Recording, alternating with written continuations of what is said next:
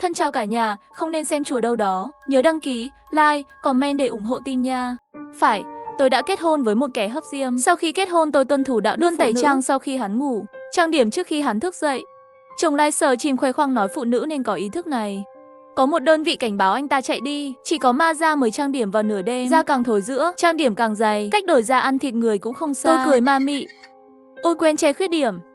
Làm thế nào mà tụ máu lại hiện ra? Chồng tôi là một kẻ hấp diêm, nhưng tôi không quan tâm. Việc mua đồ ăn về nhà muộn 10 phút, lão thư sử liền chửi bới trước mặt hàng vạn người xem livestream. Đi đâu vậy?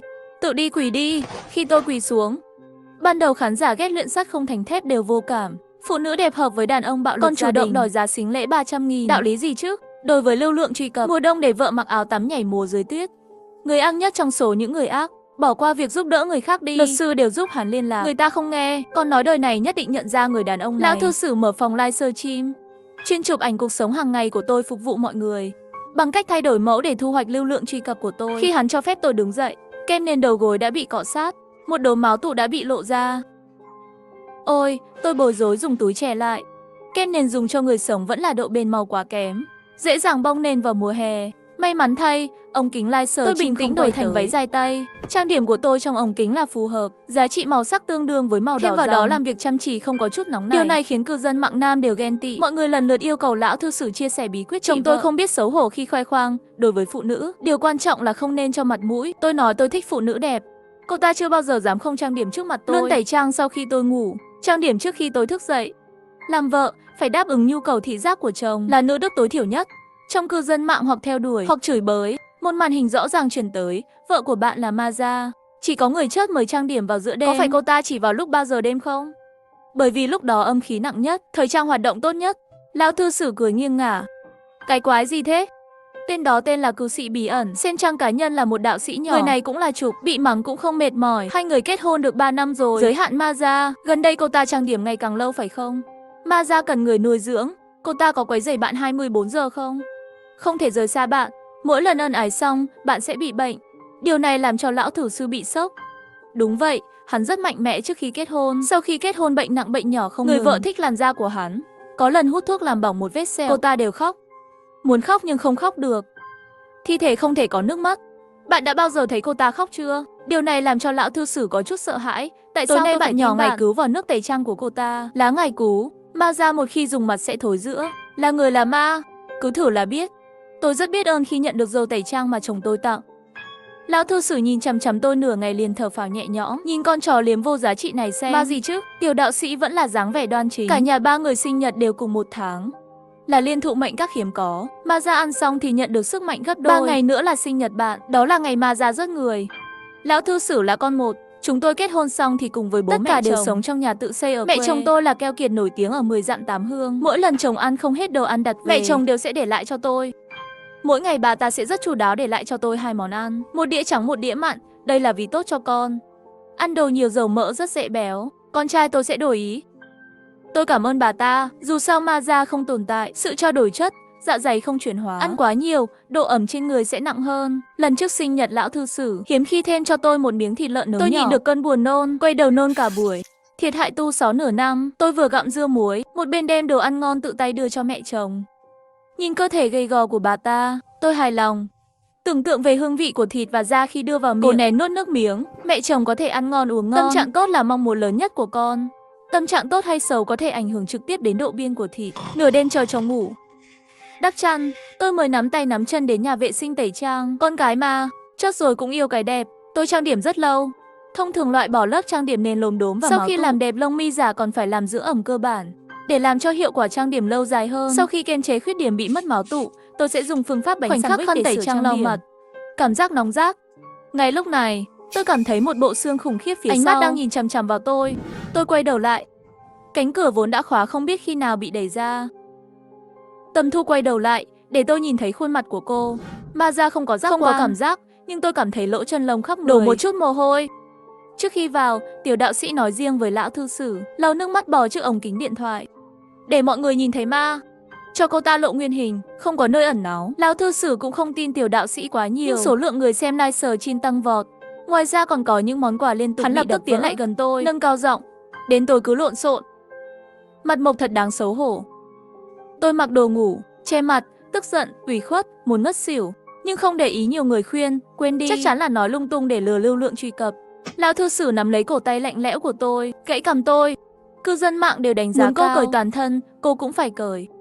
Dám không nghe, tôi sẽ giết cô ngay bây giờ. Trong tuyệt vọng, tôi chỉ có thể nán lại và đổ dầu tẩy trang ra. Khoảnh khắc tẩy trang, lão thư sử, bao gồm tất cả mọi người trong phòng livestream đều nín thở. Nhưng da dưới kem nền vẫn mong manh dễ vỡ. Vẻ mặt căng thẳng ban đầu của lão thư sử cũng giãn ra một chút. FM là nói dối, màn hình cũng đang mắng. Nửa đêm làm phiền người, còn chê cô gái nhà người ta không đủ khổ. Tôi thấy là ba người hợp tác. Lưu lượng lúc 3 giờ đêm cao hơn ban ngày. Tiểu đạo sĩ trầm tư 3 giây chợt nhận ra tôi biết rồi. Hôm nay là ngày 29 tháng 2, là năm nhuận 4 năm một lần. Hôm nay khó phân biệt âm dương, cơ thể bình thường sẽ trở nên không khác gì người thường. Trong lòng tôi rất ngạc nhiên, tiểu đạo sĩ này không biết là ai, có chút kỹ năng, có thể nhìn thấy nguồn gốc của tôi. Cô ta không phải ma gia bình thường, là một tên sát nhân tràn đầy oán khí.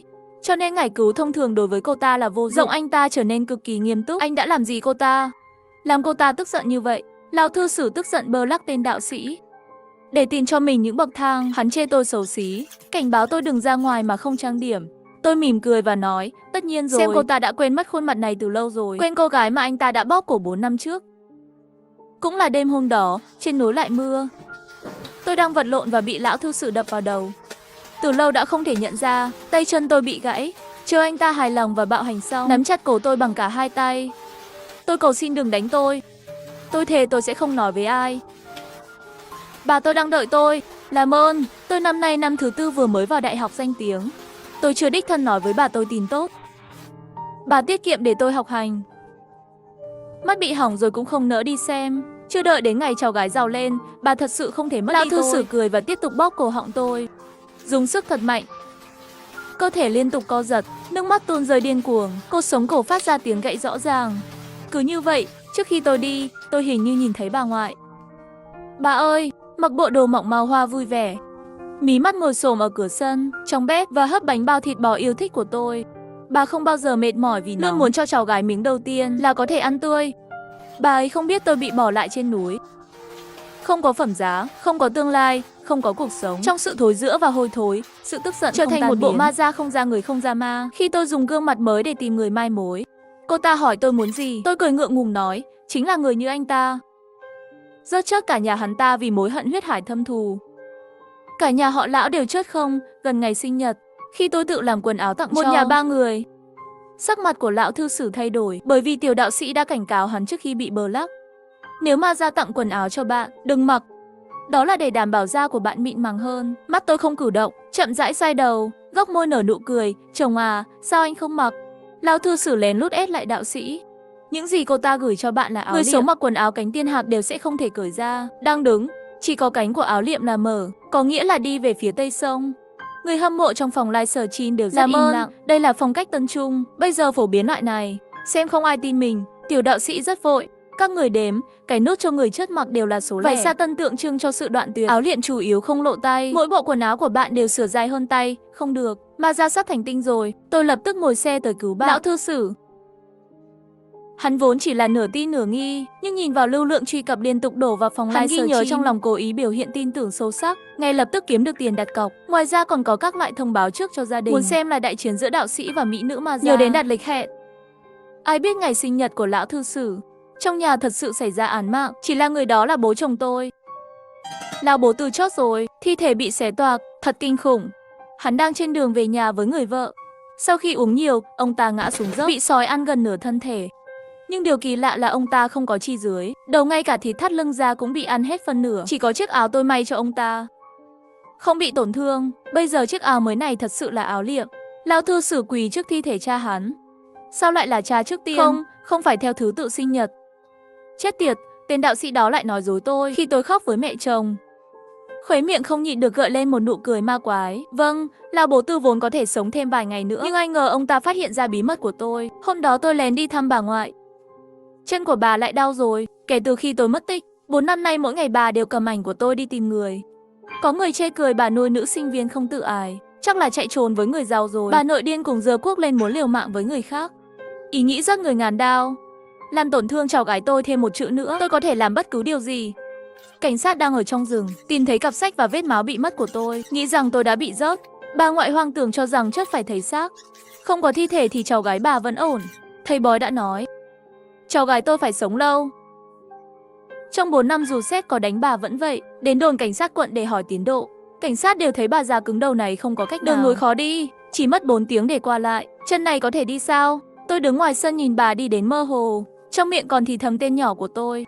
Bà yếu đến độ, tay cũng không nhấc được, ngay cả nước nóng cũng không uống được một ngụm. Xác chết không nên có trái tim, nhưng cơn đau giống như đâm rễ vào ngực tôi.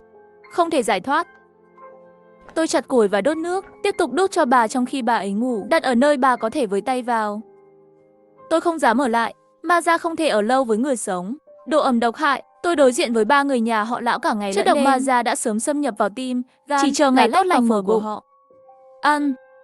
Nhưng vừa về nhà, bố chồng chặn tôi ở cửa, cười với tôi. Cuối cùng tôi cũng biết, trưa nào cô cũng đi mua đồ ăn, lén đi đâu rồi. Thấy tôi giả ngu, bố chồng lôi tôi ra trước gương, đắc ý nói, giả vờ, cho tôi xem cái gì trên cổ.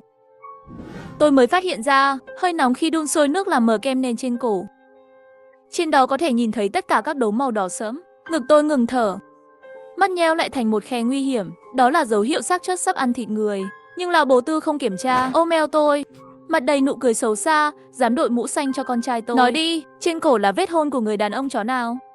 Lão bố Tư dâm đãng kéo quần lót của tôi vài lần, cũng nhanh chóng chạm vào eo tôi khi đi ngang qua.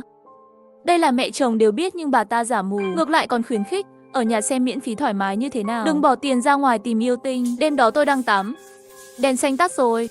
Với tiếng thở hổn hển nặng nề, tấn công, ném tôi xuống đất một cách thô lỗ. Tôi giả vờ kêu cứu. Tôi sớm đã kêu anh Sử và mẹ nó đi từ lâu rồi. Giờ chỉ còn lại chúng ta. Bố chồng cười, hạ giọng xuống. Cô nói con trai tôi có gì tốt, la mắng cô. Tôi hứa sẽ yêu thương cô. Ông ta không thể chờ đợi để nắm lấy vai tôi, chạm vào vai tôi. Toàn bộ da giống như da đậu mềm rơi xuống. Bố chồng nhận thấy sự khác biệt, đèn sáng lên, hắn vô thức nâng tay lên. Mới thấy rõ, trong tay cầm là một tấm da người nhăn nheo, đầu tôi cũng vặn 90 độ. Khoảnh khắc nhìn nhau, ánh mắt hắn run rẩy, sợ đến nỗi quên thở. Tôi mỉm cười với giọng điệu cứng nhắc và chậm rãi. Chỉ còn hai chúng ta, vậy thì tôi sẽ bắt đầu. Bố chồng hét lên thảm hại. Hắn ngã ngửa ra sau, liều mạng bò ra cửa. Cứu, có quái vật. Cả nhà không có ai. Hắn gọi trời cũng không được, tôi kéo hắn trở lại bóng tối. Dùng móng tay sắc nhọn móc 2 xương bánh chè ra. Con người thích ăn sụn gà. Ông ta quằn quại trong đau đớn, chốt đến nơi mới nhận ra tôi. Ngươi là ngươi chính là năm đó, nhà vệ sinh đầy máu. Tôi tham lam hấp thụ dinh dưỡng của kẻ thù, cười an ủi. Phải, cuối cùng cũng nhận ra tôi. Chỉ mới qua 4 năm thôi, làm sao có thể quên. Bố chồng luôn khoe sau khi uống rượu, toàn huyện không ai rớt lợn tốt hơn tôi. Đừng nói lợn, ngay cả người tôi cũng. Lý trí bảo hắn câm miệng, mắt mày đều là niềm tự hào không thể che giấu. Năm đó lão thư sử nhân lúc cho hơi men nên phạm tội, nhưng người phụ trách phần xác là lão bố Tư. Lần đầu tiên tôi không chớt. Lão thư sử uống rượu không nắm vững được sức mạnh, tôi có nửa hơi thở. Thợ rớt lợn lão bố Tư đến để giải quyết hậu quả, đã phát hiện ra manh mối. Con không muốn vào tù, con vẫn chưa cưới vợ. Cô ta vừa di chuyển, con cắn con nhất thời tức giận mới có thể tỉnh dậy. Bắt đầu hiểu sợ hãi. Làm thế nào mà lời cầu xin yếu ớt của tôi lại ngăn cản họ? Lão bố Tư không cần suy nghĩ nói yên tâm, trên núi này quanh năm luôn có người mất tích. Miễn là không có xác chết, không ai có thể đổ lỗi cho con. Nói xong hắn hít một hơi thuốc lá, cầm lấy con dao rớt lợn, dùng dao, lại thấy máu bắn tung tóe. Ánh trăng trắng là nhân chứng duy nhất trong vụ án mạng này. Sau đó họ còn đặc biệt đến nhà tôi. Nhìn bà ngoại 70 tuổi của tôi, khóc vì quỳ trước mặt cảnh sát. Họ cười khúc khích vì chỉ có một bà già trong nhà. Nghe nói là nữ sinh viên duy nhất trong làng. Lãng phí rồi, lão bố Tư rơi nước mắt cầu xin. Làm phiền tôi, chỉ cần nhổ lưới ông ta ra. Tôi cười nhạo lời cầu xin của ông ta. Năm đó tôi sẽ không chớt. Sau đó nên ăn gì thì ăn, cần ném đi thì ném. Sau khi ném cành cây còn sót lại xuống vách đá, tôi đã đánh một cái. Tôi thấy ánh trăng sáng hơn nhiều so với trước đây. Không phải, mắt tôi lại có màu. Tôi thậm chí có thể cảm thấy nó. Gió bắc thổi qua má. Ăn thịt kẻ thù, để họ trải qua nỗi đau tột cùng. Ma ra là có thể tái sinh làm người. Bà ơi, bà đợi con với, xin hãy đợi con. Tôi đang trên đường về nhà. Đám tang của lão bố Tư làm rất vội vã. Trên linh đường, tôi khuyên mẹ chồng tôi thương tiếc, dù sao cũng sắp đến lượt bà ta rồi. Lúc đứng dậy, chân tôi đột nhiên mềm nhũn trên mặt đất. Trong tiếng khóc thầm lặng này, lão thư sử bên cạnh nhảy ra một tiểu đạo sĩ cầm kiếm gỗ đào. Ma ra trốn ở đâu? Linh đường này ta sớm đã bố trí thành cây hồn trận, cô không thể trốn thoát. Tôi không đứng dậy được, rơi những giọt nước mắt như hoa lê. Chồng ơi, nhìn hắn ta đầy ngôn từ vớ vẩn. Mang đến nhà tang lễ có thích hợp không? Nhìn mặt tôi có vết nước mắt. Lão thư sử không khỏi do dự. Sư phụ, không phải anh nói mà già sẽ không khóc sao? Cô ta rõ ràng có. Cô ta đã ăn bố anh nên đã mở ra giác quan. Tối qua không phải tôi dẫn anh đi kiểm tra thi thể bằng lửa thật sao? Dấu tay trên thi thể bố anh là của vợ anh. Tiểu đạo sĩ bóp ra hoàng phù, tiếp cận tôi. Muốn tôi thể hiện nguyên hình, cái này gọi là hỏa phù. Lão ma gia đã cảnh cáo tôi, ma gia sợ lửa nhất, đặc biệt là hỏa phù đạo gia. Cho dù trăm năm đạo hoành cũng phải hủy diệt. Biểu tượng màu vàng đó gần 1 điểm, mặt tôi cũng nhợt nhạt. Thịt dưới quần áo tan chảy và mương mủ. Trong 1 phút nữa, tôi sẽ tan thành máu. Giờ khắc này tôi không còn kiên nhẫn nữa. Đặt dao trái cây lên, bùng lên cơn thịnh nộ chưa từng có. Tôi gả cho nhà họ Lão 3 năm, tôi có lương tâm trong sạch. Tôi thay anh chăm sóc mẹ, hầu hạ bố anh. Bây giờ chỉ vì những người không biết gọi là trên mạng, trước mặt người thân và bạn bè, làm nhục tôi như thế này. Anh lấy tôi livestream, hận không thể nhân lúc tôi tắm mà livestream. Nếu tôi là xác chết, anh là cái gì? Mà để hàng chục ngàn người làm chứng cho tôi là người hay ma. Cả nhà tang lễ là lời buộc tội cay đắng của con dao nhỏ chúng tôi. Ném con dao trước mặt lão thư sử. Nào, đâm đi, đâm tôi đi. Câu tiếp theo tôi nói thật tuyệt vời. Mang theo đứa con trong bụng tôi, cũng cùng nhau đâm chết được. Mẹ chồng ngạc nhiên và vui mừng. Con đang nói gì vậy? Con có rồi. Tôi lau nước mắt. Phiếu siêu âm mua vào ngày mùng 8 tháng 3 đã 3 tháng rồi. 3 tháng. Tôi muốn nói với các người vào ngày sinh nhật. Không ngờ bố lại đi thảm hại như vậy. Cũng khó nói. Mẹ chồng trực tiếp thay đổi lớn mắng con trai cái gì mà ma ra chứ. Con dâu tôi vẫn khỏe. Tôi thấy đây là kẻ lừa đảo muốn lừa tiền của nhà tôi. Đúng lúc cảnh sát đến cửa, đưa đạo sĩ nhỏ đi ngay tại chỗ. Tôi không thể di chuyển, chưa thể nhắn tin báo cảnh sát báo cáo. Mê tín phong kiến là quyền hợp pháp của công dân. Mà cảnh này toàn bộ bị lão thư sử làm livestream quay lại. Lúc này hắn mới không nhịn được mỉm cười. Livestream phá hàng triệu, ha ha, tiền đến thật dễ dàng. Tiểu đạo sĩ, cảm ơn sự hợp tác của anh. Tiểu đạo sĩ chót lặng. Chỉ là lợi dụng đạo sĩ làm livestream, hắn còn đắc ý cười nhạo người ta coi tôi là ngốc. Chúng ta quen nhau bao lâu chứ? Cứ giả vờ nhiệt tình giúp tôi, chắc chắn là muốn cọ sát lưu lượng truy cập của tôi. Thần duy nhất tôi tin là thần tài. Ngươi tự hủy diệt đi. Lòng tốt bị coi như trò phế, con đường đầy nhục nhã. Các bạn xem hương của linh đường vừa rồi còn là màu trắng, ma da vừa đến đã trở thành khói đen. Điều đó chỉ có thể chứng minh là sản phẩm giả. Sản phẩm phải giao cho cục trí kiên. Đồng chí cảnh sát mắng, tôi còn nhỏ không biết gì, gây hại cho xã hội, phá hoại gia đình. Tôi cười nham hiểm. Tiểu đạo sĩ lộ ra nụ cười vô cùng ác ý. Đối với ta, ngươi còn non nớt. Sau khi ăn bố chồng, bụng tôi to hơn rất nhiều. Tiêu hóa cũng cần thời gian. Mẹ chồng ngày nào cũng vui vẻ cười, nói tôi ra sáng thịt trơn. Chắc là con trai. Đúng là một đứa con trai. Sinh nhật mẹ chồng sắp đến rồi. Tôi chủ động xử lý giúp bà ta, như một nghi thức trước bữa ăn. Nhưng đột nhiên, từ sân trước nhà Thẩm ra chuyển đến âm thanh dây thừng chớp. Tôi đi ra ngoài xem, đứng yên tại chỗ. Người đột nhập vào nhà họ Thẩm là bà tôi. Nói xem cháu gái tôi có phải do nhà các người gây ra không? Bà ngoại cưới trên người mẹ chồng tôi Trương Thúy Phương.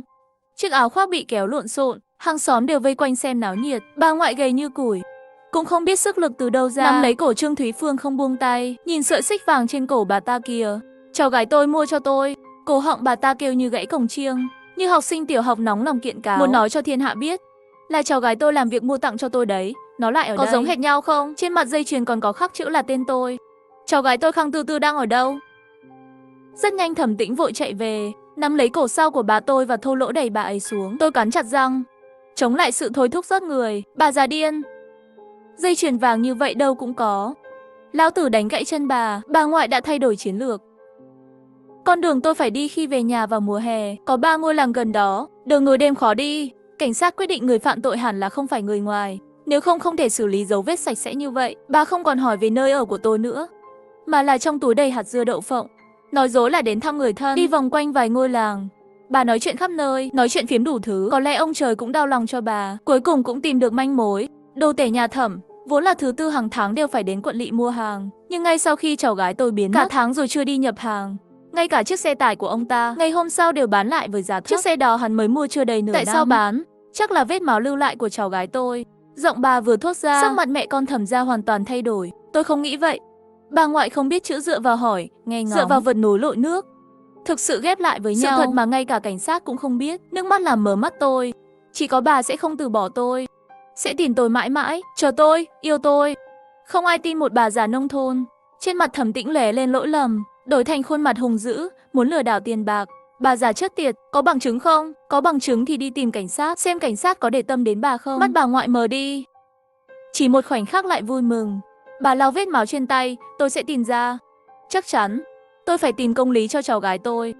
Buổi tối tôi nghe thấy mẹ con nhà Thẩm thương lượng riêng. Bà già trước tiền lại đến rồi. Tiếp tục như vậy không phải là cách. Đã 4 năm rồi sao vẫn chưa bỏ cuộc. Mẹ nói là cái xe tải phải bị phá hủy. Bố con lại không nỡ. Nói mới mua không lâu. Thấy chưa? Vẫn còn để lại vết tích. Nếu thật sự tìm được. Thẩm Tĩnh dập tắt điếu thuốc, lộ ra giọng nói hận thù. Chỉ cần người không còn nữa, không phải mọi thứ đều được giải quyết sao? Hai mẹ con nhanh chóng vạch ra kế hoạch giết người. Ngày mưa lớn, Trương Thúy Phương lén lút từ cửa sau trở về, nói là làm xong rồi. Ngay trên đường bà ra từ huyện trở về, mẹ đã đẩy bà ta xuống rồi. Không ai đi qua, họ không phát hiện ra tôi đang đứng trong bóng tối ướt sũng. Đôi mắt đen tình khiết kỳ lạ nhìn chằm chằm vào họ. Ngày hôm sau Thẩm Tĩnh thần kinh nổi loạn, đá ngã mẹ mình xuống đất. Bà già vẫn còn sống, dưới vách đá không có thi thể, bà không hề làm. Trương Thúy Phương như bị sét đánh trúng, bà ta thề với trời, bà ta đã làm thế. Buổi tối tôi không ngại thêm dầu vào lửa. Là mẹ anh đã nói dối, bà ấy căn bản là không hề đẩy, mẹ luôn thích không phải 1 hay 2 lần, bà ấy vẫn là không đủ yêu anh. Ai bảo bà ấy là mẹ anh chứ? Thẩm Tĩnh khuôn mặt xấu xí đáng sợ, tôi vừa an ủi vừa cười trong lòng. Cha mẹ ích kỷ, đứa con trai bạo lực và yếu đuối. Hai đặc điểm này không mâu thuẫn, hắn sẽ bạo hành kẻ yếu, đối mặt với nguy hiểm lại quen đẩy cho cha mẹ xử lý. Lần thứ hai là mẹ chồng, lần này bà ta nhân lúc bà đang lấy nước, đẩy bà xuống giếng. Chết thật. Tôi đã tận mắt nhìn thấy, tay chân đều bị gãy, nước giếng sâu rơi không chết cũng có thể chết đuối. Nhưng đêm đó, bà ngoại không bị tổn thương xuất hiện ở cửa nhà Thẩm, chửi một tiếng. Mẹ con nhà Thẩm một bộ dáng quỷ quái, cửa cũng không dám ra, bà ngoại tôi có rất nhiều thủ đoạn. Không lặp lại, trước khi đi, bà vẫn còn ở ngoài cửa dùng sơn đỏ viết, kẻ giết người. Nông thôn tin tưởng không có gió thì không có sóng. Hàng xóm bàn tán, có người nói về đêm đó. Tôi thấy tên đồ tể Thẩm lái xe ra ngoài vào nửa đêm, đâu căn chó nhà tôi sủa cả buổi. Tôi hỏi anh ta làm gì, hắn nói tặng thịt, nhưng ai giao thịt lợn vào giữa đêm. Đồ tể Thẩm rửa xe nhiều lần trước khi bán. Tôi đã hỏi giá rồi, sẵn sàng tăng giá, nhưng hắn ta đánh chớt không bán cho tôi. Hắn đi đến chợ đồ cú ở quận bên cạnh. Lạ thật, sao anh không nói với cảnh sát? Tất cả đều là hàng xóm. Ôi, chỗ nào để nói, nhiều một chuyện không bằng ít một chuyện, sợ bị lộ. Thẩm Tĩnh vội đánh mẹ chồng một trận. Tôi lớn tiếng khuyên đừng đánh nữa, nhưng chỉ cử động miệng. Mẹ chồng nằm trên mặt đất cầu xin tôi cứu bà. Tôi khó xử buông tay, là mẹ giáo dục con phải thuận theo chồng. Con chỉ có thể nghe lời, không thể giúp được. Nhìn Thẩm Tĩnh thần kinh quanh quẩn ở nhà, tôi nhắc, mẹ anh mới là kẻ giết người. Quá khứ cũng thế, mẹ chồng không luôn nói, Triệu vì con trai là vinh dự của mẹ, đang ghi âm. Trong đoạn ghi âm là mẹ chồng kể chi tiết vụ giết người của mình. Thẩm Tĩnh suy nghĩ, đêm đó mẹ chồng bị xuất huyết não. Hắn đứng nhìn, để mẹ ruột ở nhà. Bà ta muốn đi chữa bệnh, Thẩm Tĩnh cảnh cáo tôi không được đưa đi. Còn ghét bỏ mẹ già một cái. Đến bệnh viện không những tìm người chăm sóc còn tốn tiền. Có con dâu chăm sóc mẹ là được. Con cưới vợ không phải vì ngày này sao? Tôi chăm sóc mẹ chồng chu đáo, cốc nước luôn để trong tầm nhìn của bà ta. Ngoài tầm với, thay nệm thường xuyên, chỉ là một giường còn bẩn hơn một giường. Xem bát súp tôi mang đến đây, trong mắt mẹ chồng tràn đầy tuyệt vọng sợ hãi, tiếng hét chói tai trong cổ họng. Người hàng xóm đi ngang qua cửa sổ nhìn thấy, trân trọng khen ngợi vợ nhà Thẩm thật hiền lành. Thúy Phương có phúc. Tôi mỉm cười, cho cháu bò đầy sắc nhỏ vào miệng mẹ chồng. Mắt bà ta đẫm lệ, để mặc tôi muốn làm gì nhưng thì không thể chống cự. Cứ một muỗng, bà ta đổ mồ hôi lạnh, đau đớn nằm ở sàn nhà co giật. Thi thể Kỳ Dông hung ác chui qua thực quản, đâm sâu vào tận máu thịt xương tủy của bà ta du lên nhanh chóng. Đồng tử mở to, mẹ chồng ăn nhiều sức khỏe mới tốt. Tôi bình tĩnh cho thêm một muỗng nữa. Giống như 4 năm trước bà ta gõ vào miệng tôi, đút thuốc mê cho tôi. Tôi không bị rớt trong rừng 4 năm trước. Ngón tay tôi lướt qua não của mẹ chồng, khuôn mặt đầy nước mắt, đầy hối hận. Nhưng không có tác dụng, hôm đó xe buýt về làng bị hỏng nửa đường. Không muốn bà ngoại chờ lâu. Khi tôi đi bộ về nhà, tôi vừa khát vừa đói. Bà ta gọi tôi vào nhà uống nước. Tình làng xóm, uống nước là bình thường, tôi không nghĩ nhiều. Cho đến khi bà ta nhìn thẳng vào tôi, hỏi con trai tôi giỏi như vậy, nhưng mà nhà nào cũng phải ra giá cô dâu thật cao. Không có mắt. Cô gái, tôi thấy cháu là sinh viên đại học, nhà cháu có ra giá xính lễ. Nếu mất đi thân thể, mất đi trong trắng, muôn giá xính lễ cũng không có mặt để đòi phải không? Sự ác ý trong mắt bà ta làm tôi sợ. Tôi lập tức đứng dậy, nhưng người phụ nữ trung niên trước mắt bỗng nhiên chia thành hai người. Bà ta bảo con trai chuyển tôi đến trong phòng. Nghe này, mẹ đã tìm cho con một sinh viên đại học. Buổi tối tôi cắn dây thừng chạy trốn vào núi, nhưng thuốc vẫn chưa hết. Rất nhanh đã bị Thẩm tin phu kịp. Đó là sự thật, nhưng tôi không muốn bà tôi biết. Vô nghĩa rồi. Bạn học trước đây cười tôi là bà bảo nữ. Ngay cả phòng ăn có côn trùng nhỏ cũng phải làm nũng với bà ngoại, phải làm cho bà ấy yêu tôi một chút. Tôi bị sức đầu gối, bà đều muốn mắng trời mắng đất đau lòng nửa ngày. Với tính cách sợ hãi và bảo vệ của bà ấy, sẽ không chịu nổi, tôi sẽ tự báo thù. Ăn miếng cuối cùng, tôi cầm bát lên nhìn về phía giường. Mẹ chồng nghiêng sang một bên, con Kỳ Dông sắc chất nó nề bật cái đầu nhỏ lại nhanh chóng rút vào. Bà ta hoàn toàn bị hủy hoại, chỉ còn lại một cái vỏ trống rỗng. Nhưng vẫn chưa đủ, tôi giữ lại nỗi đau của bà ta. Còn phẫn nộ cuối cùng, cần một nhân chứng xấu xa. Thẩm Tĩnh quyết định tự tay rớt bà ngoại tôi. Ngay hắn ta đi, mẹ chồng bỗng nhiên khôi phục lại chút tinh thần, đá mạnh vào chậu. Bà ta muốn con trai mình đừng đi, nửa mở miệng phát ra khàn khàn. Đừng. Thẩm Tĩnh cuối cùng cũng không về đến trang trại lợn. Bà tôi sống bằng cách làm bữa sáng cho công nhân. Hắn ẩn nấp sớm. Khi trời sáng, bà vừa rẽ vào đây. Hắn dùng túi vải che thân thể bà. Hắn ta lấy xẻng và đánh đập. Nhưng mở túi ra, hắn ta sửng sốt, không có máu thịt như mong đợi. Không có gì trong đó cả. Chỉ còn lại một cái da người nhăn nheo. Người đâu, chất nhầy đỏ tươi rơi xuống má từ không khí loãng. Thẩm Tĩnh ngẩng đầu lên, liền thấy một xác chết đẫm máu. Treo ngược trên xà trong tư thế vặn vẹo và kỳ lạ. Tôi cười kỳ lạ và hạnh phúc. Chồng ơi, đang tìm em à? Khi con người sống chết sẽ bùng nổ sức mạnh không thể tưởng tượng được vào ngày bình thường. Thẩm Tĩnh gần như vô thức liền nhặt cái xẻng lên, chặt vào người tôi, rất chính xác và rất tàn nhẫn. Hộp sọ của tôi bị nứt, nhưng thịt và máu tự động hợp nhất để lộ lớp thịt thứ hai. Đó chính là khuôn mặt của tên đồ tể Thẩm. Đạo sĩ không nói dối tôi. Thẩm Tĩnh lúc này sợ hãi đến cực điểm. Người chính là Ma Gia, người đã ăn bố ta. Nhưng muộn rồi. Hắn chạy mất chân, cả trại lợn tắt đèn. Mọi nơi đều tối đen, làm cho mỗi tiếng bước chân của Thẩm Tĩnh đều vô cùng rõ ràng. Bóng tối là thế giới của tôi không vội không chậm từng bước ép chặt. Nhân tiện, hãy nói cho hắn ta biết làm thế nào tôi trở thành một con Ma Gia. Để cải trang thành người, tôi vất vả quá. Mỗi đêm phải khâu bụng. Anh lại không phát hiện ra, tôi cũng không trách anh.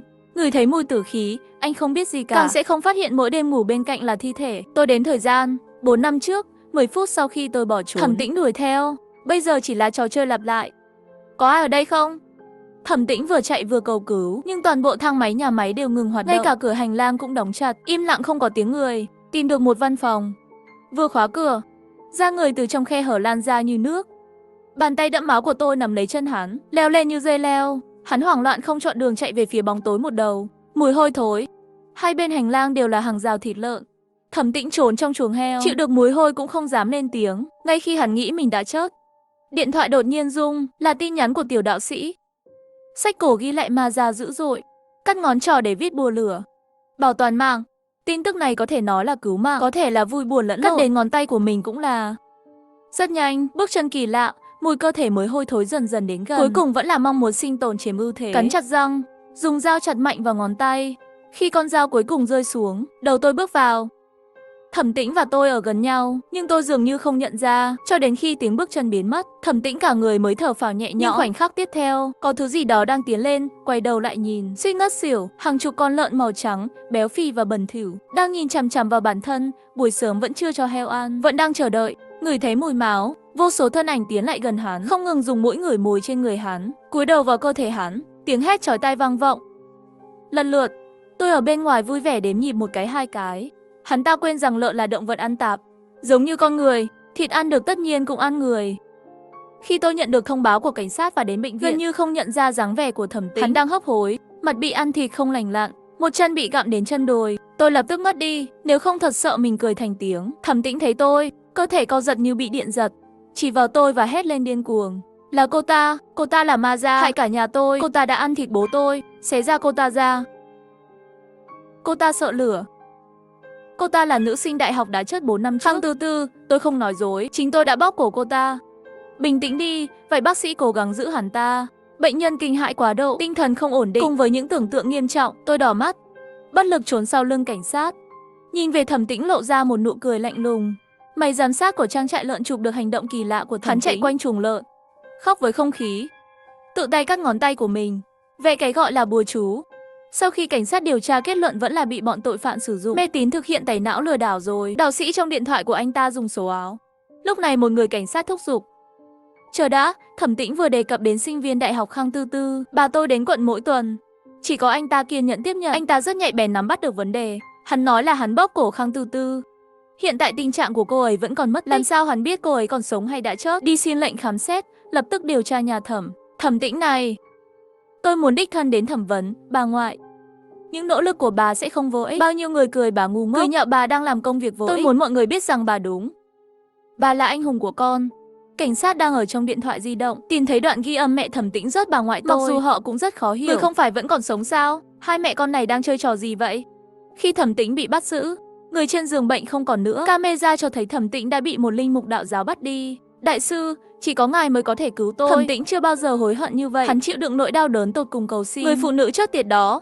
Mọi thứ đã qua lâu như vậy rồi. Còn quấy rầy gia đình tôi nữa. Lúc trước nếu không phải cô ta cắn bừa người, tôi cũng sẽ không bốc đồng đâu. Có lẽ là vẻ ngoài tàn tật của người đàn ông quá đáng thương. Tiểu đạo sĩ thở dài. Anh đang bị cảnh sát truy nã, dù sao cũng chết.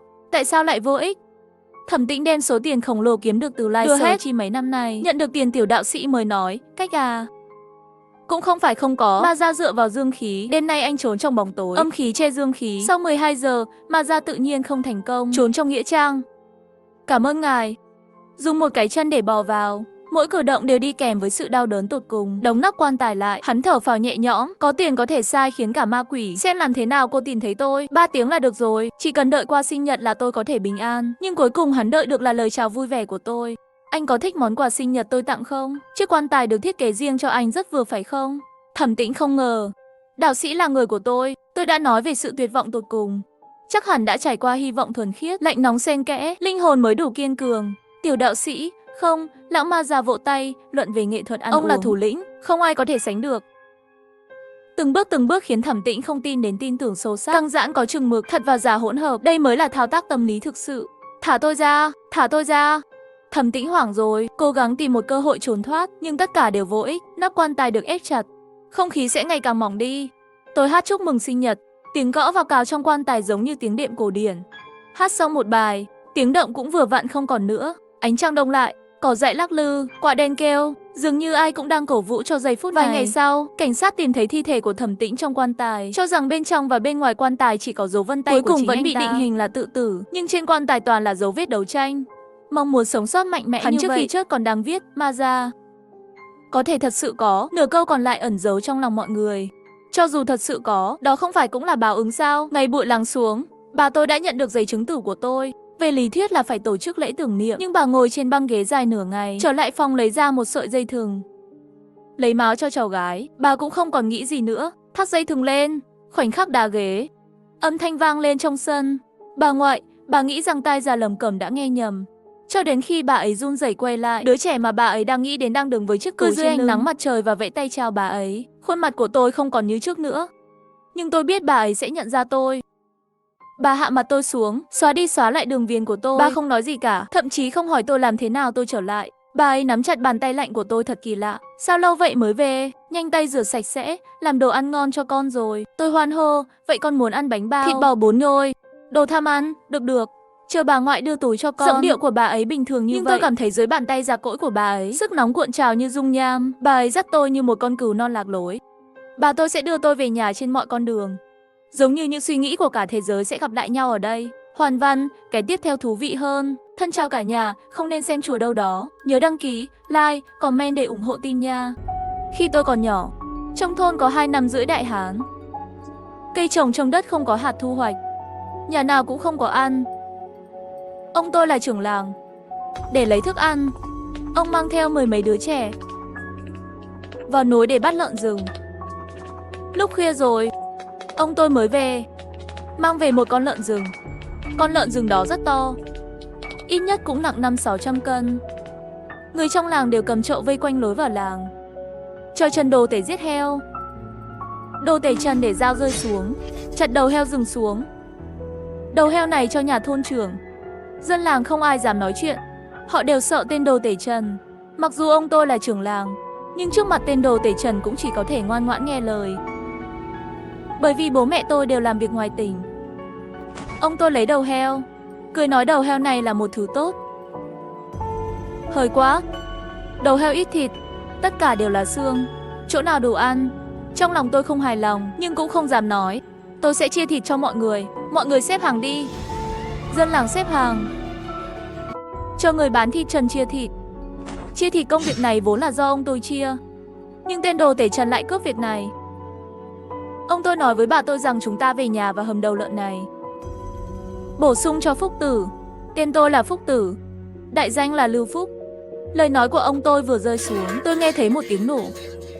Đồ Tể Trần ném chậu cơm của Lưu Xuân Long xuống đất. Không phải đã nhận rồi sao? Làm sao trả lại? Lưu Xuân Long là bố của chú họ tôi, và ông tôi là anh em. Trong nhà hắn chỉ còn lại một mình hắn. Những người còn lại đã đi vào thành phố. Chú họ tôi nhỏ bé, bị khuyết tật bẩm sinh, mắt anh ấy bị mù, chỉ có thể nhìn rõ người. Chú tôi cười nói tôi không nhận.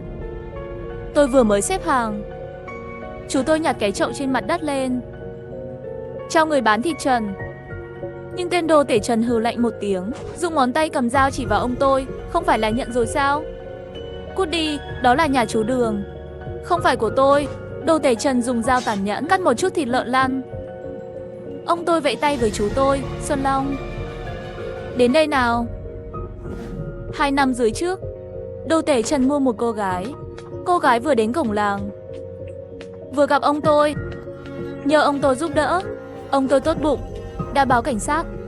Cứu cô gái đó đi. Đồ Tể Trần chạy đến nhà tôi gây chuyện, để ông tôi đi cùng vợ ông ấy.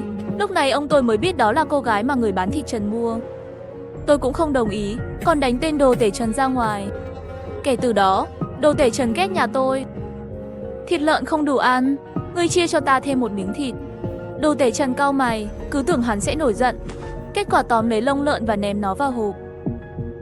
Lấy đi, chủ tôi nhìn lông lợn trong chậu, cười nói lông lợn cũng được, quay lại nấu súp còn hơn không cho.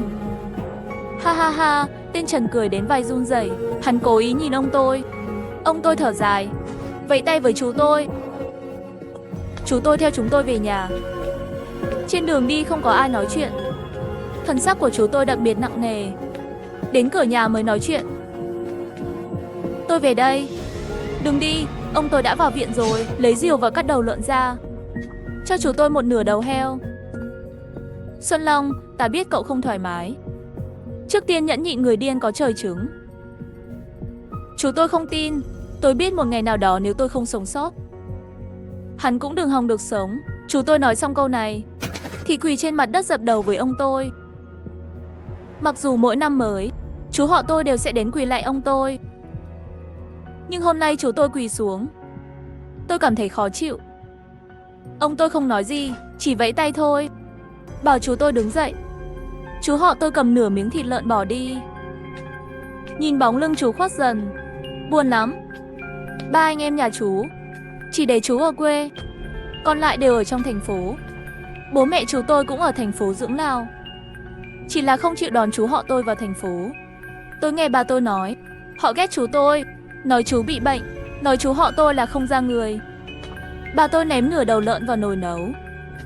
Ông tôi đang chặt củi trong sân. Không biết đã bao lâu, đầu heo trong nồi đã chín. Bà tôi gọi tôi ăn cơm. Nhìn thịt đầu heo trong đĩa, tôi nuốt nước miếng. Bà tôi thêm một miếng tài lợn, cho vào bát của tôi. Bà tôi lại nói xương này thì sao? Dùng búa đập vỡ cho chó ăn. Bà tôi thở dài xong bữa này. Ngày mai lại phải đói. Ngày mai tôi sẽ lên núi bắt thỏ. Bà của tôi nói không được, người gần 60 tuổi, có thể bắt được thỏ. Để Xuân Long đi cùng. Ông tôi không nói gì, im lặng đồng ý. Ông tôi lại nói người trong làng tụ thành một sợi dây, thiên tai này có thể vượt qua. Đồ Tể Trần đang ở đây, còn muốn ngưng tụ thành một sợi dây. Đừng mơ nữa, trừ khi hắn chết. Tôi nhìn bà của tôi, vẻ mặt của bà tôi rất đáng sợ.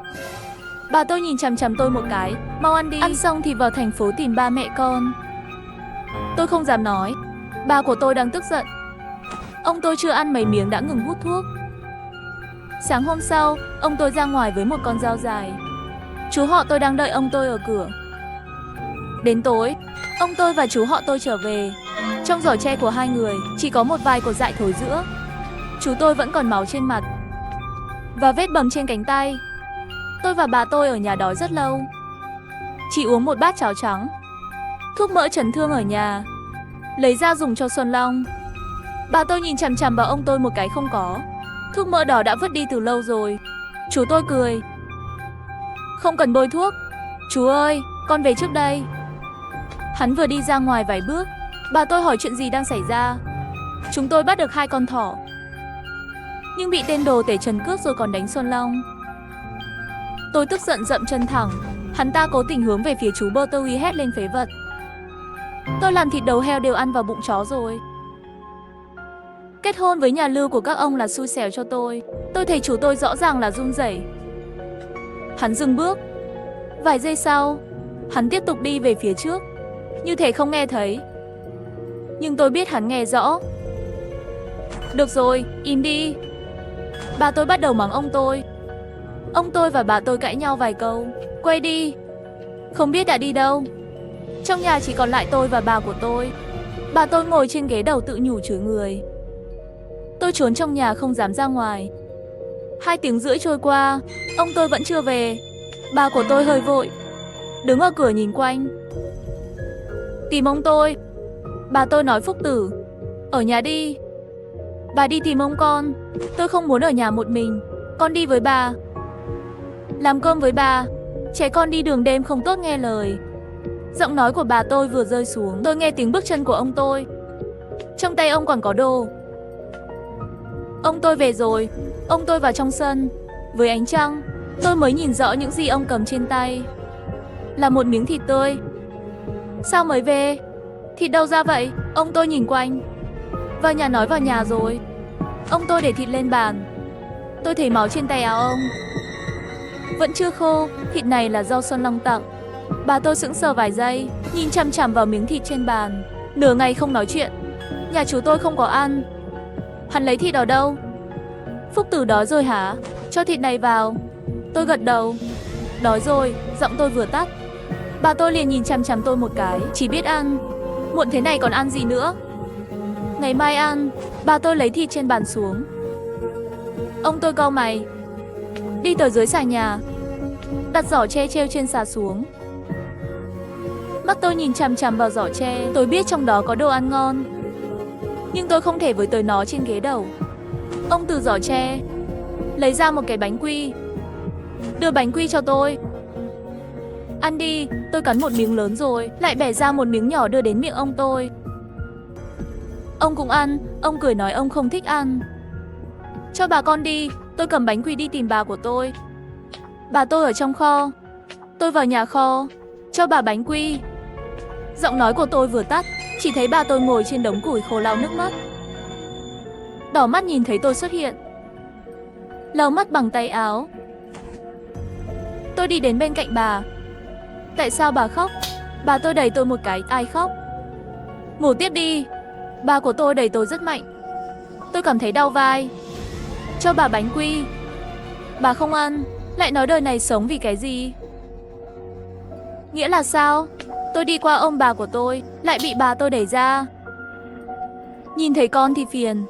Tôi buồn bã bỏ đi. Sáng hôm sau, tôi nghe thấy có người trong sân gọi là trưởng thôn không tốt rồi. Chân của tên đồ tể Trần bị đâm. Người sắp mạnh rồi. Ông nhanh qua xem đi. Ông tôi vội vàng ra khỏi cửa. Tôi cũng đi theo. Đồ tể Trần có rất nhiều người vây quanh nhà. Đồ tể Trần nằm trên giường đất, sắc mặt trắng bệch. Trên giường hắn đều là máu. Hắn thấy ông tôi xuất hiện, hắn trừng mắt đỏ tươi mắng, ông còn dám tới. Ra khỏi đây. Anh đang nói gì vậy? Trần anh làm sao vậy? Trần Dũng, anh trai của tên đồ tể Trần, đột nhiên nắm lấy cổ áo của ông tôi. Làm sao? Có phải ông để Lưu Xuân Long động thủ không? Lưu Xuân Long đã chạy rồi. Chắc là ông để Lưu Xuân Long đánh ngất em trai tôi từ phía sau. Cắt chân nó. Tôi không có người trong nhà. Cái này mới kéo Trần Dũng ra. Lưu Xuân Long là cháu trai thứ hai của ông. Hắn đi rồi, ông phải trả nợ. Trần Dũng như một con chó điên cắn ông tôi. Ông tôi nói tôi không có. Bớt vụ oan trầu người khác đi. Ông tôi lấy ra một chai thuốc trong túi, đặt trên lò sưởi. Thuốc này cầm máu. Lại đến làng bên cạnh mời bác sĩ. Ông tôi nói xong lời này liền kéo tôi rời đi. Ông tôi đưa tôi đến nhà chú tôi. Cửa nhà chú mở. Ông tôi đứng ở cửa gọi một tiếng Xuân Long. Không ai trả lời. Ông tôi vào sân. Tôi ở phía sau. Nhà chú tôi chỉ có 2 căn nhà nhỏ bằng đất. Một cái là chỗ ở, đặt đồ ở phòng khác. Tôi vào nhà với ông tôi. Cửa sổ nhà chú rất nhỏ. Ánh sáng trong nhà rất tệ. Trong nhà còn có mùi mốc. Ông tôi thấy trong nhà không có ai, lại vào kho. Tôi ngửi thấy mùi hôi thối. Trong kho có một cái hầm. Hầm chứa đầy mùi hôi thối khó chịu này. Hình như nó đến từ miệng hầm. Nhà kho này hôi quá. Mặt ông tôi trầm xuống. Đột nhiên ông tôi bước đi. Không đợi tôi phản ứng, ông tôi đã đến cửa kho rồi. Mắt tôi vẫn nhìn xuống hầm. Đột nhiên trong hầm có một cái móng gà. Tôi đã bị sốc. Ông tôi lấy tay che miệng tôi. Ông tôi cứ ôm tôi như vậy, đưa tôi đến cửa nhà. Trán của ông tôi đều đổ mồ hôi. Ông đưa tôi vào nhà. Ông tôi nói sẽ xảy ra chuyện lớn. Bà tôi buông bỏ công việc trong tay. Cái gì? Xuân Long sợ xảy ra chuyện. Không thể nào, chú họ tôi đang ở trong hầm. Tôi vừa thấy chú giơ chân gà ra. Tôi không hiểu tại sao ông tôi không cho tôi nói chuyện. Bà tôi nói oan có đầu nợ có chủ. Chuyện này không liên quan gì đến chúng ta không làm hại anh ta. Bà tôi vừa dứt câu, tôi nghe thấy tiếng bước chân. Tôi thấy chú tôi cầm một cây gậy gỗ trên tay vào sân nhà tôi. Mắt chú hình như không nhìn thấy. Tư thế đi bộ của chú tôi rất lạ, rất cứng nhắc. Ông tôi nói đóng cửa lại. Tôi đi ra ngoài, ông tôi đi ra ngoài. Bà tôi đóng cửa lại. Tôi nhìn từ bậu cửa sổ. Tôi sợ chú họ làm tổn thương ông tôi. Chú tôi nói tôi không nhìn thấy. Đưa tôi đến Trần Vĩnh Gia đi. Xuân Long, về nhà trước đi. Tôi sẽ đi tìm bác sĩ cho cậu. Hãy chữa mắt trước đã. Mắt tôi có thể chữa được. Có thể bị bệnh. Chú họ tôi cứng nhắc nở nụ cười trên khuôn mặt. Mắt chữa khỏi rồi. Bố mẹ tôi sẽ đưa tôi đến thành phố. Đúng không chú? Ông tôi quay đầu lại nhìn tôi một cái. Ông tôi lại nói vài lời tốt đẹp. Chú tôi mới đi. Sau khi chú tôi đi, ông tôi mới vào nhà, ngồi sụp xuống ghế, thở hổn hển. Ông tôi sợ lắm. Mẹ tôi nói chuyện gì đang xảy ra vậy? Tôi không biết, nhưng tôi đoán là Trần Dũng hại Xuân Long. Lời nói của ông tôi vừa rơi xuống, tôi nghe thấy tiếng động trong sân. Trần Dũng dẫn mấy người đến nhà tôi. Ngoài ra còn có một số hàng xóm xem náo nhiệt. Trần Dũng lớn tiếng nói cút ra ngoài cho tôi. Ông tôi thở dài, đi ra ngoài. Tôi và bà tôi cũng theo ra ngoài. Ông tôi nói đây là gây chuyện. Tôi đã nghe rồi. Tối qua ông có đem về một miếng thịt. Chính ông đã giết em tôi. Tôi sửng sốt vài giây. Tối qua ông tôi đã mang về một miếng thịt. Ông tôi nói đó là thịt thỏ. Thịt thỏ mà Xuân Long tặng tôi. Trần Dũng giận dữ nói thịt thỏ. Đó rõ ràng là thịt trên chân của em trai tôi. Hôm nay ông phải bồi thường cho em trai tôi. Sân này, ngôi nhà này phải cho tôi. Ông tôi nhìn người trong làng. Không ai nói thay ông tôi. Trần Dũng, anh sắp gặp thảm họa rồi. Xuân Long đang tìm anh. Trần Dũng, nghe ông tôi nói vậy, khuôn mặt thay đổi ngay lập tức. Hoảng loạn rõ ràng. Nhưng hắn lại giả vờ bình tĩnh tìm tôi. Tôi vẫn đang tìm hắn. Trần Dũng không tha thứ. Bà tôi vào trong nhà, lấy dao ra. Cút khỏi nhà tôi. Ông tôi ngăn bà tôi lại. Trần Dũng thấy bà tôi lấy dao làm bếp. Hắn lùi lại vài bước. Lấy dao làm bếp tôi sợ bà sao? Ông tôi lấy dao làm bếp từ tay bà tôi. Chúng ta chuyển đi. Bà tôi sững sờ vài giây. Phế vật. Ba của tôi vào nhà. Ông tôi nói cho chúng tôi chút thời gian. Chắc chắn sẽ chuyển đi trước khi trời tối. Trên mặt Trần Dũng lộ ra nụ cười đắc ý. Coi như các người biết điều. Trần Dũng đưa người rời đi. Những người xem náo nhiệt cũng đều giải tán. Trong nhà chỉ còn lại 3 người chúng tôi. Ngôi nhà này cho hắn. Hắn tự tìm cái chết. Tôi cũng không có cách nào. Bà tôi không nói gì, im lặng đồng ý. Bà tôi bắt đầu thu dọn đồ đạc. Đầu óc tôi đệ trên mây. Không hiểu. Chúng ta đi đâu vậy? Trước tiên đến chùa Quan Âm ở vài đêm.